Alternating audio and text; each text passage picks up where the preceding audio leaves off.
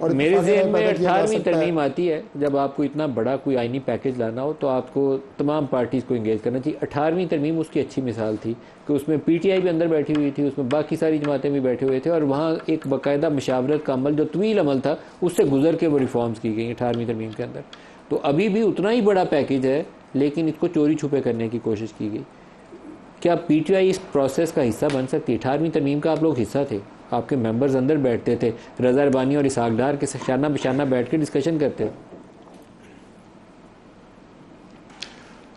मलिक साहब देखिए, ग्रैंड वही कुरैशी वाली साहब, बात मैं फिर करूंगा। जो जो डॉक्टर साहब बात कर रहे हैं, मैं डॉक्टर साहब की बात को एट फेस वैल्यू लेना चाहता हूं, लेकिन मसला यहां पे खड़ा होता है कि इस मुसवदे को टॉप सीक्रेट रखा गया है, इसको छुपाया गया है। अगर इनकी नीयत कंसेंसस बिल्ड करने की थी, अगर इनकी नीयत सबको ऑन बोर्ड करने की थी, तो मांगते वक्त भी इन्होंने मुसवदा नहीं दिया और आखिरी मिनट में आके दिया। आपको याद होगा, मौलाना फजल रहमान साहब के पास जब मुसवदे की कॉपी गई तो उन्होंने 1 माह की मोहलत मांगी। उन्होंने कहा जी मुझे 1 माह चाहिए इसको स्टडी करने के लिए, उसके बाद मैं जवाब दूंगा।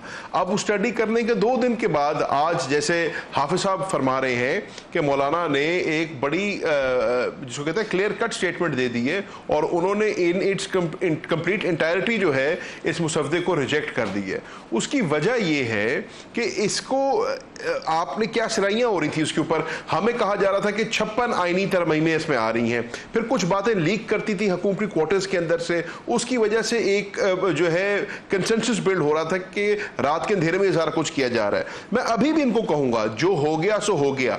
इन्होंने आइंदा भी कोशिश करनी है अपनी 26वीं आईनी तरमीम को पास कराने की।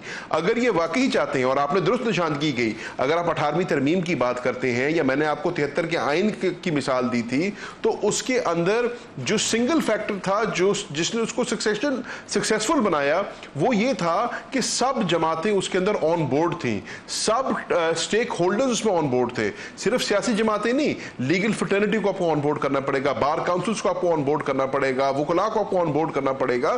तो अगर आप इतना बड़ा आईनी पैकेज लाना चाह रहे हैं, आप लिटरली आइन की और इस मुल्क के सुप्रीम कोर्ट की कॉन्स्टिट्यूशन को चेंज करना चाह रहे हैं, तो आपको इसको कंसेंसस के साथ करना पड़ेगा, लोगों को ऑन बोर्ड लाके करना पड़ेगा। यूं छुप छुपा कर नंबर पूरे कर कर लोगों को पंजाब हाउस में बिठाकर 224 का नंबर पूरा करके अचानक से उसको पेश करके अगर आप पास कराने की कोशिश करेंगे, तो ये कहानी आपकी सिरे नहीं चढ़ेगी।